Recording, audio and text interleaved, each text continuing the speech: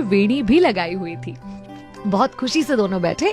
Waiter आया, दोनों के लिए पानी लाया, पूछा क्या लाऊं, तो उसने बोला कि एक डोसा ले आओ इसके लिए, मेरी बच्ची के लिए। वेटर ने पूछा और तुम्हारे लिए, तो बोलता नहीं मेरे लिए कुछ नहीं। और बड़े प्यार से दोनों बैठे थे। पिता अपनी बेटी को खुश देखकर बहुत खुश हो रहा था और ये पास में बैठे शर्मा जी ये सब कुछ देख रहे थे। इतने में थोड़ी देर में उस व्यक्ति का फोन बजता है, कोई पुराना छोटा सा फोन, वो बजता है, उसका फोन उठाता है। अपने मित्र को बहुत उत्साह से बता रहा था कि अरे होटल आया हूँ बिटिया को लेकर, आज इसका जन्मदिन है ना, और मैंने इससे वादा भी तो किया था कि अगर तुम क्लास में पहला नंबर आओगी तो मैं होटल में ले जाकर डोसा खिलाऊंगा, तो बस होटल आया हूँ इसको डोसा खिलाने। फिर एक छोटा सा पॉज लेता है और दोस्त से कहता है हम दोनों, नहीं नहीं हम दोनों कैसे डोसा खा सकते हैं, हमारे पास कहाँ इतने पैसे, मेरे लिए तो घर पर दाल चावल बना हुआ है, मैं जाकर वही खाऊंगा, बिटिया को यहाँ पर लेकर आया हूँ। और फोन रख देता है। ये सुनकर ना शर्मा जी बड़े मार्मिक हो जाते हैं और उनके मन में ख्याल आता है कि व्यक्ति चाहे गरीब हो या अमीर, अपनी बेटी के चेहरे पर मुस्कान देखने के लिए वो कुछ भी कर सकता है, और वही ये व्यक्ति कर रहा था।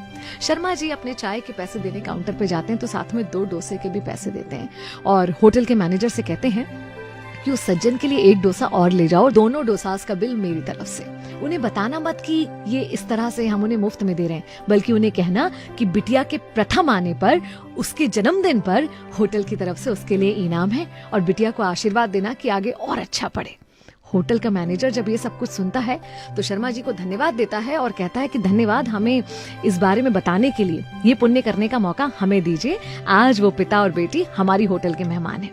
वेटर जब दूसरा डोसा लेकर पहुंचता है, साथ में मैनेजर भी जाता है, तो ये आदमी हड़बड़ा जाता है, बोलता नहीं नहीं हमने 2 डोसे ऑर्डर नहीं करे, हमने तो एक ही ऑर्डर करा था। तो बोलता नहीं ये सब हमारी तरफ से है, बिटिया प्रथम आई है उसके इनाम के रूप में। तो ये बहुत खुश होता है, बेटी से कहता है देखो अच्छा पढ़ोगी तो कितना कुछ मिलता है। फिर कहता है कि क्या तुम इसे बांध कर दे सकते हो, घर ले जाकर अपनी बीवी के साथ मिलकर हम आधा आधा खाएंगे।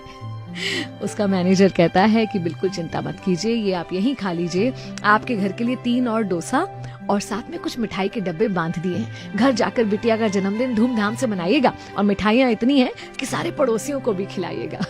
ये सब कुछ शर्मा जी बाहर खड़े होकर देख रहे थे और बहुत प्रसन्न हो रहे थे कि क्योंकि उनके मन में एक अच्छा विचार आया, किसी का भला करने की सोच आई और उसका परिणाम देखिए, सामने वाले ने उनकी सोच से भी ज्यादा कर दिया। अगर हम बोलते हैं ना कि आसपास अच्छाई खत्म हो रही है, तो कहीं ना कहीं इस अच्छी सोच का बीज है जो खत्म हो रहा है। क्यों ना ये बीज हम अपने अंदर ही पैदा करें और उसकी फसल आसपास लहलहाती हुई देखें। मैं भी नहीं आपके साथ, चलो आज कुछ अच्छा सुनते हैं।